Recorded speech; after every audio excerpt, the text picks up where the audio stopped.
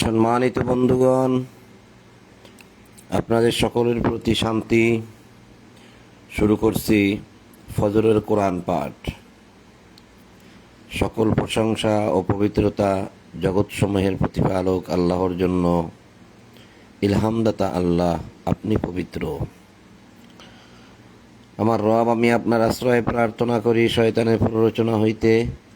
আমার রব, আমি আরও আশ্রয় প্রার্থনা করি আমার নিকট উহাদের উপস্থিতি হইতে। দয়াময় পরম দয়ালু আল্লাহর নামে আরম্ভ করিতেছি। ৬২ নম্বর সূরা জুমুয়ার ৯ নম্বর আয়াত থেকে পাঠ শুরু। সূরা জুমুয়া আয়াত ৯। আল্লাহ বলছেন, ইয়া আইয়ুহাল্লাযীনা আমানু ইযা নুদিয়া লিস-সালাতি মিন ইয়াউমিল জুমুআতি ফাসআউ ইলা যিকরিল্লাহ ওয়া যারুল বাইই যালিকুম খায়রুল লাকুম ইন কুনতুম তা'লামুন। হে ঈমানদারগণ, জুমার দিনে যখন সালাতের জন্য আহ্বান করা হয় তখন তোমরা আল্লাহর স্মরণে ধাবিত হও এবং ক্রয় বিক্রয় ত্যাগ করো। ইহাই তোমাদের জন্য শ্রেয় যদি তোমরা উপলব্ধি করো বা যদি তোমরা বুঝতে পারো। তো ইয়া আইয়ুহাল্লাযীনা আমানু, হে ঈমানদারগণ, ইযা নুদিয়া লিস-সালাত, যখন তোমাদেরকে ডাকা হয় সালাতের জন্য, মিন ইয়াউমিল জুমুআ, জুমুআর দিন হইতে, ফাসআউ ইলা যিকরিল্লাহ, তখন তোমরা আল্লাহর স্মরণে ধাবিত হও। তখন তোমরা আল্লাহর স্মরণে ছুটে আসো।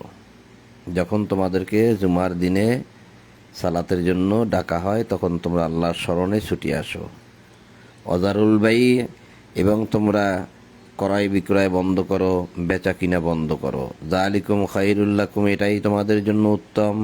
ইন কুনতুম তা'লামুন, যদি তোমরা জানতে।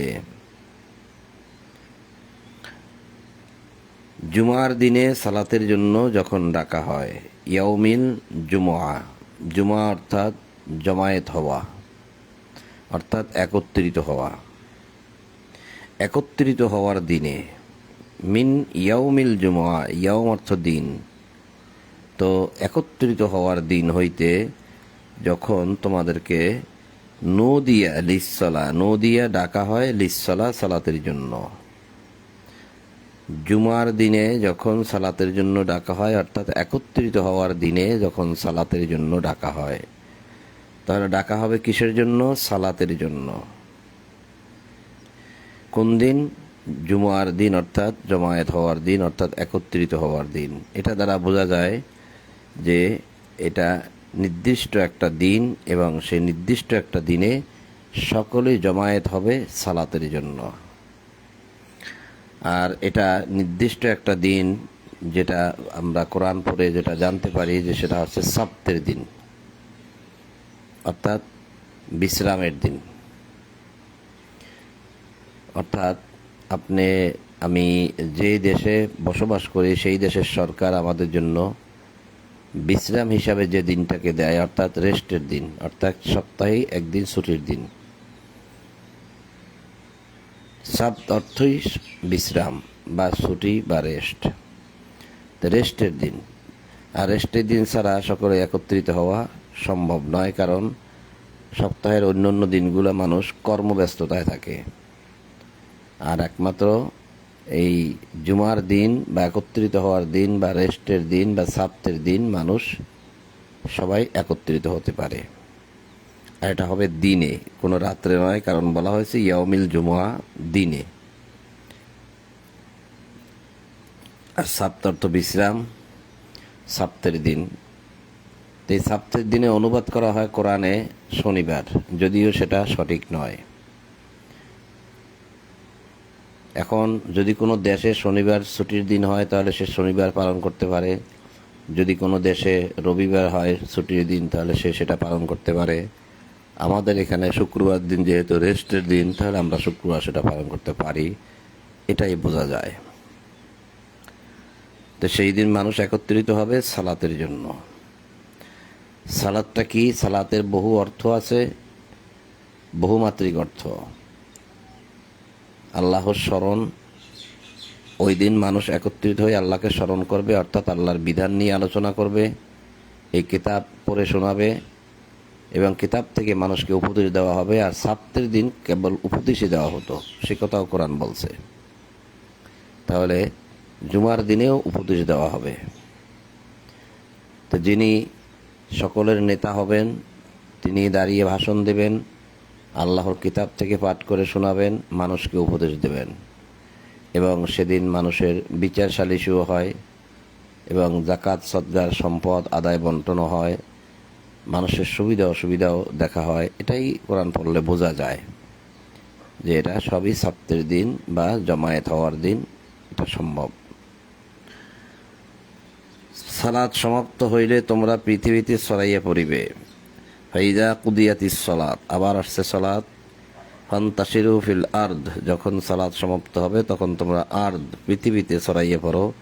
আবতাগু মিন ফাদলিল্লাহ, এবং তোমরা আল্লাহর অনুগ্রহ সন্ধান করো। অযকুরুল্লাহ কাসীরান লাআল্লাকুম তুফলিহুন, আল্লাহকে অধিক স্মরণ করো যাতে তোমরা সফলকাম হইতে পারো। তো যখন সালাত সমাপ্ত হবে আবার যার যার কর্মে সে ফিরে যাবে, পৃথিবীতে ছড়াইয়া পড়বে এবং আল্লাহর অনুগ্রহ, অর্থাৎ যে যে কর্মে ছিল সে সেই কর্ম অনুযায়ী আল্লাহর অনুগ্রহ, আল্লাহর দয়া সন্ধান করবে, অর্থাৎ রিজিক অন্বেষণ করবে, যাহাতে তোমরা সফলকাম হইতে পারো। তো জুমার দিনে সালাতের জন্য আহ্বান করা হলে বোঝাই যাচ্ছে যে এটা একটা নির্দিষ্ট সময়ের সালাত। এখন আমি যদি বলি সালাতের জন্য কোনো সময় নাই, নির্দিষ্ট অক্ত নাই, তাহলে মনে হয় সেটা আমার ভুল হবে। তারপরে বলা হচ্ছে ওয়াইযা রাআউ তিজারাতান আও লাহওয়ান ফাদ্দু ইলাইহা ওয়া তারাকুকা কাইমা, যখন তাহারা দেখিল ব্যবসা, কৌতুক, আনন্দ উল্লাস, খেলতামাশা, তখন তাহারা তোমাকে দাঁড়ানো অবস্থায় রাখিয়াই উহার দিকে ছুটিয়া গেল। বলো, আল্লাহর নিকট যাহা আছে তাহা ক্রীড়া, কৌতুক ও ব্যবসা অপেক্ষা উৎকৃষ্ট, আল্লাহর সর্বশ্রেষ্ঠ রিজিক দাতা। তো যখন দেখিল তারা ব্যবসা, অর্থাৎ চলছে জুমার সালাত, একত্রিত হওয়ার দিনের সালাত চলছে উপদেশ দেওয়া, চলছে কোরআন থেকে পাঠ করে শোনানো, কোরআন থেকে উপদেশ দেওয়া, এই অবস্থায় রাসূলুল্লাহকে দাঁড়ানো রেখে তারা চলে গেল সেই ব্যবসা বাণিজ্যের দিকে, সেই ক্রীড়া, কৌতুক, খেলতামাশার দিকে। অর্থাৎ যেটা আমরা বুঝতে পারি প্রাথমিকভাবে সেটা হচ্ছে তারা যখন দেখলো যে হয়তো কেউ মাইকিং করতেছে বা কেউ ঘোষণা করতেছে কোনো সিনেমার, কোনো আনন্দ উল্লাসের, কোনো সার্কাসের, আছে না এগুলা ঘোষণা করে মানুষ, হ্যাঁ, তখন মানুষ সেদিকে দৌড়েই গেল।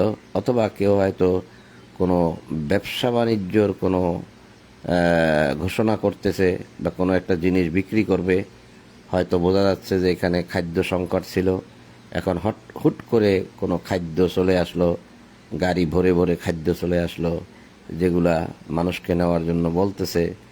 এখন মানুষ রাসূলুল্লাহকে দাঁড়ানো অবস্থায় রেখে সেদিকে সবাই চলে গেল। তাহলে বোঝা যাচ্ছে যে তোমাকে দাঁড়ানো অবস্থায় রাখিয়া উহার দিকে ছুটিয়া গেল।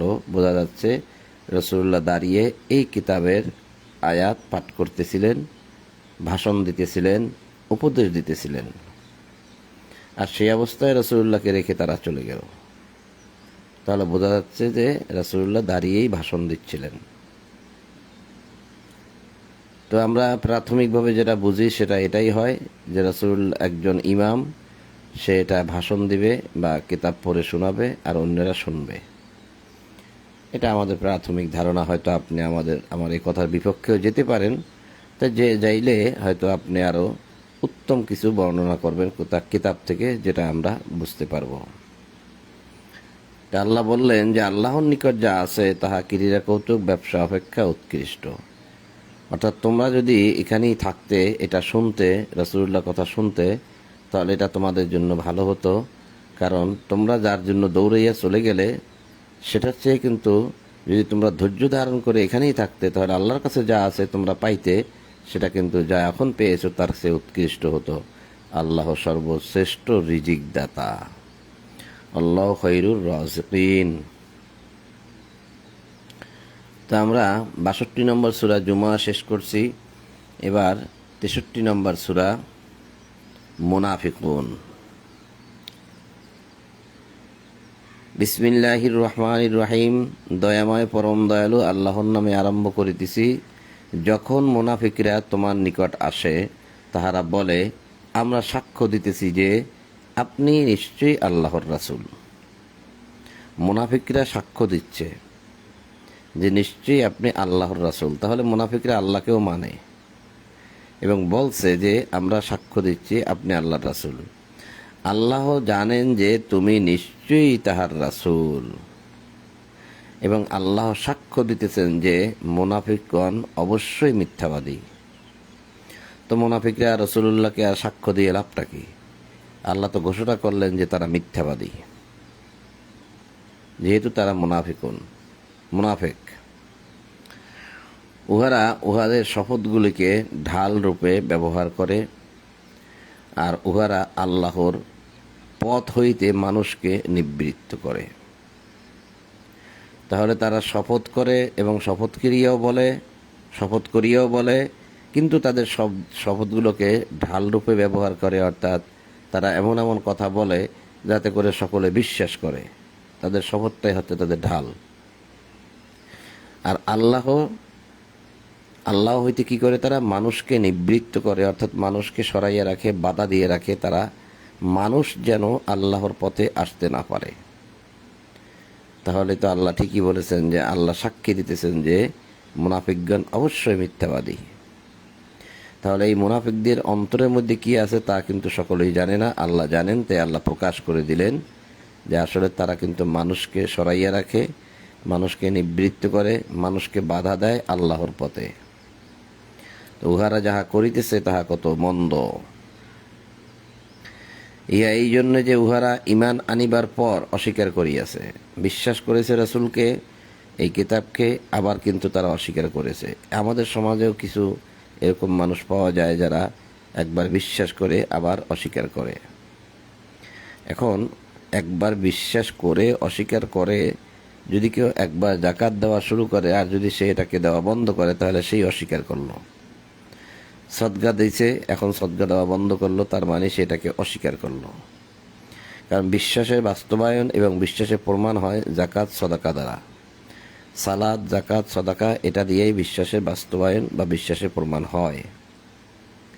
মানুষ মুখে মুখে অনেক কিছুই বিশ্বাস করতে পারে, কিন্তু যখনই তার সম্পদ থেকে একটা অংশ চলে যায়, তখন মানুষ ঘুরে দাঁড়ায় এবং সে এখানে এসে থমকে দাঁড়ায়, সে এটাকে মানতে পারে না। ফলে উহাদের হৃদয়ে মোহর করিয়ে দেওয়া হইয়াছে। এই মুনাফিকগণ যখন ঈমান আনার পরে আবার অস্বীকার করেছে, আল্লাহ বলছে, ফলে তাদের হৃদয় মোহর করিয়ে দেওয়া হইয়াছে, পরিণামে উহারা বোঝে না। এখন আল্লাহ যেহেতু তাদের হৃদয়কে মোহর করে দিয়েছেন, এই কারণে তারা আর কিছুই বুঝতে পারে না, যেহেতু আল্লাহ তাদের হৃদয়কে মোহর করিয়ে দিয়েছেন।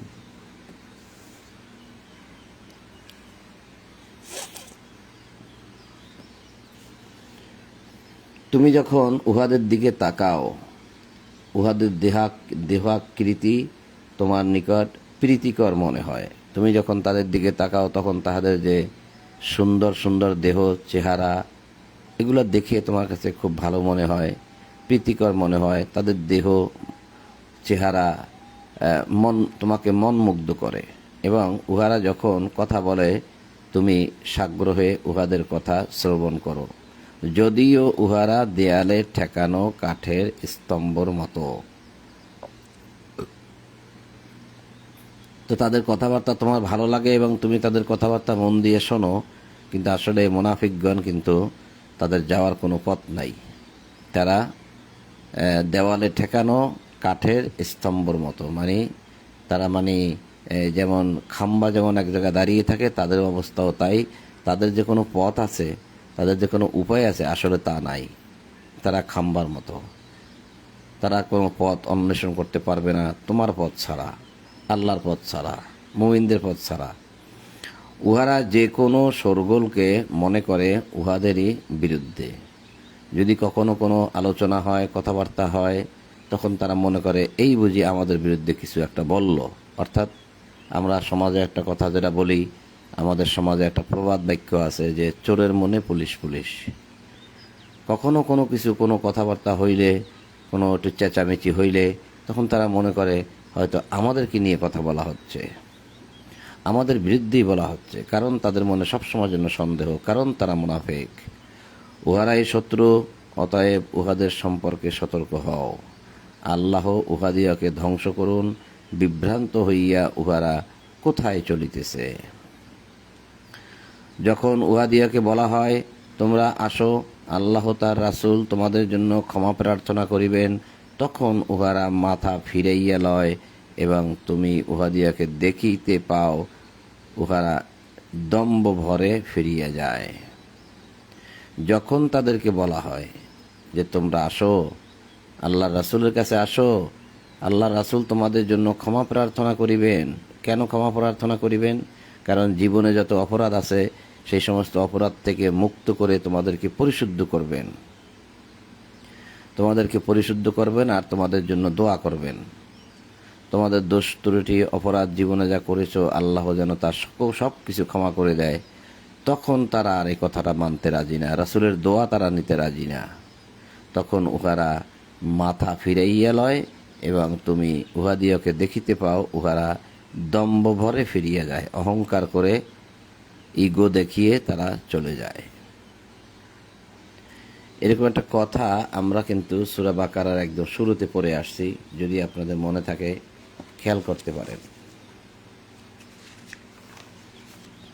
সেটা ছিল 14 নম্বর আয়াতে।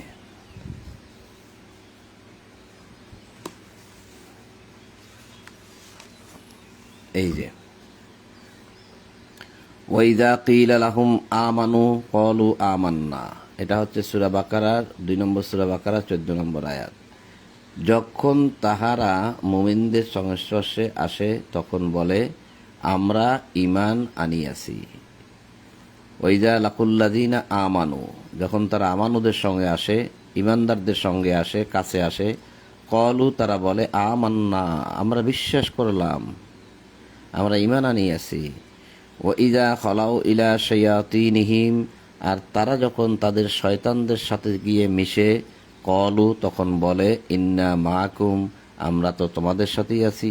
অর্থাৎ সেই শয়তানদেরকে বলে যে আমরা তো তোমাদের সাথেই আছি। ইন্নামা নাহনু মুস্তাহজিউন, আর আমরা যে একটু মুমিনদের কাছে গিয়েছিলাম, মুমিনদের সাথে ঠাট্টা বিদ্রুপ করার জন্য গিয়েছিলাম।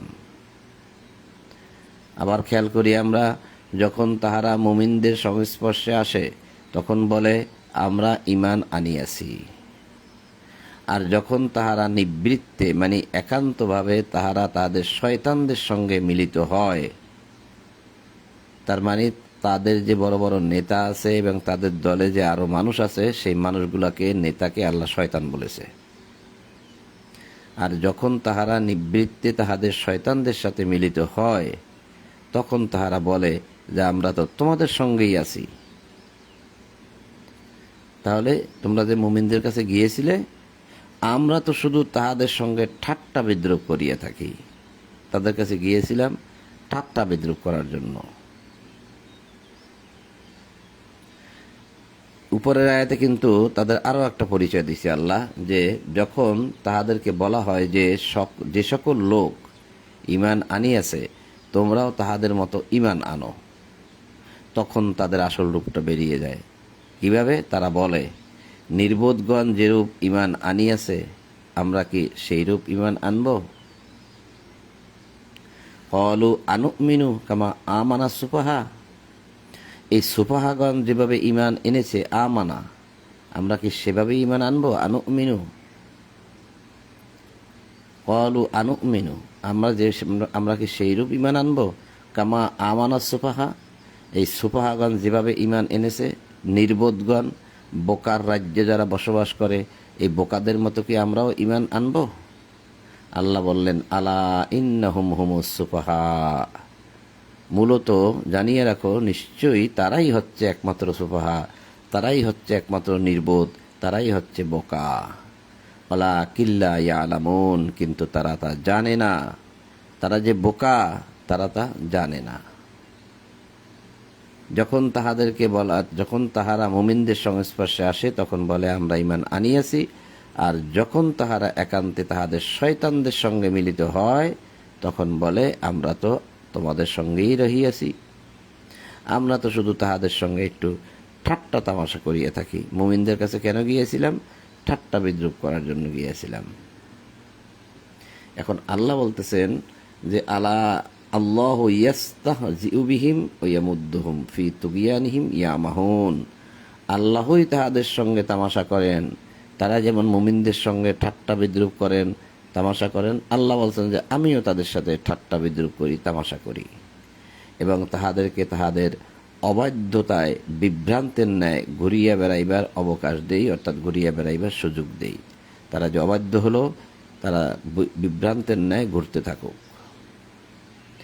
ইহারাই হিদায়াতের বিনিময়ে ভ্রান্তি ক্রয় করিয়াছে, সুতরাং তাহাদের ব্যবসা লাভজনক হয় নাই, তাহারা সৎপথেও পরিচালিত নয়।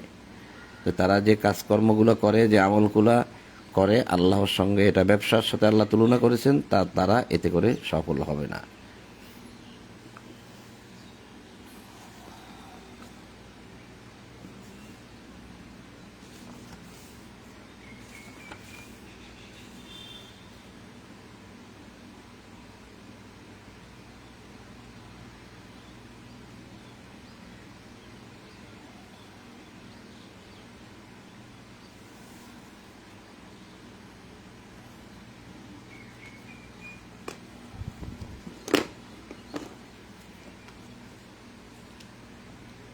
তা আমরা 63 নম্বর সূরা মুনাফিকুনের 5 নম্বর আয়াত থেকে ওদিকে গিয়েছিলাম। যখন উহাদিয়াকে বলা হয় তোমরা আসো, আল্লাহর রাসূল তোমাদের জন্য ক্ষমা প্রার্থনা করিবেন, তখন উহারা মাথা ফিরাইয়া লয় এবং তুমি উহাদিয়াকে দেখিতে পাও উহারা দম্ভ ভরে ফিরিয়া যায়।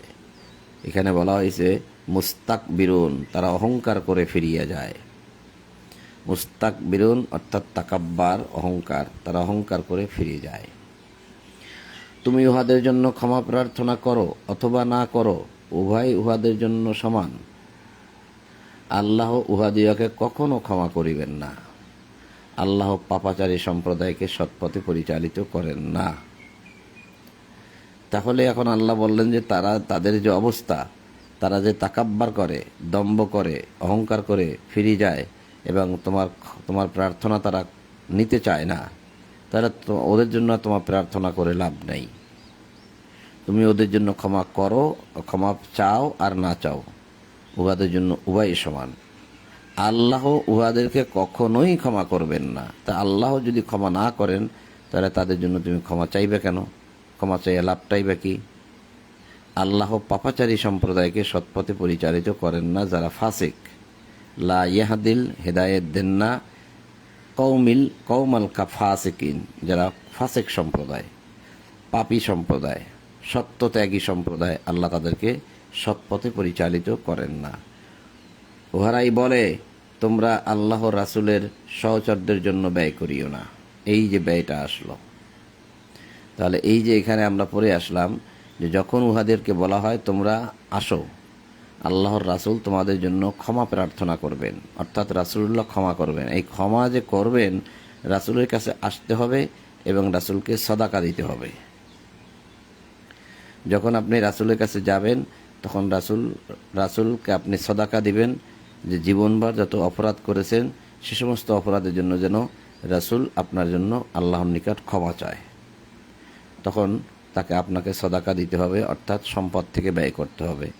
আর এটা বোঝা যায় যে বৃহৎ অঙ্কের টাকা পয়সা বা সম্পদ দিতে হবে, কারণ আপনি সারা জীবন অনেক অপরাধ করেছেন এবং সারা জীবন অন্যায়ভাবে অনেক উপার্জন করেছেন, হারাম উপার্জন করেছেন, মানুষকে ঠকিয়ে উপার্জন করেছেন, মিথ্যা বলে উপার্জন করেছেন, অনেকভাবে অবৈধভাবে আপনি অনেক সম্পদ কামাইছেন, এই সম্পদ দিয়ে বাড়ি গাড়ি করেছেন।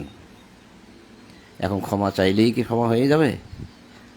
অর্থাৎ যেভাবে আপনি অঢেল সম্পদ উপার্জন করেছেন অন্যায়ভাবে, অবৈধভাবে, তার একটা অংশ এখানে দিয়ে দিতে হবে। যাতে করে আপনার মুক্তির একটা পথ হয়। এটা আমি কোরআন পড়ে এভাবে প্রাথমিকভাবে বুঝেছি। যদি আপনার কাছে কোনো ভালো বুঝ থাকে আপনি দিতে পারেন, কারণ এ প্রসঙ্গে আমি এখন যদি আয়াত দেখাই তাহলে অনেক সময় লাগবে, যেহেতু আমাদের ফজরের সময়টা খুবই ছোট, আমরা একটু দেরি করে উঠি। আমরা চেষ্টা করতেছি আরও আগে উঠে আরও আগে থেকেই পড়ার চেষ্টা করব ইনশাল্লাহ, তাহলে হয়তো আরও অনেক আয়াত বেশি বেশি দেখানো যাবে। তো যদি এখন সময় তো আমার কুলাবে না, আজকে যদি সন্ধ্যায় আমি কোরআন পাঠ করে শোনানোর সময় হয়, যদি আমি থাকি, তাহলে হয়তো কি সে সম্বন্ধে কিছু আয়াত দেখাবো।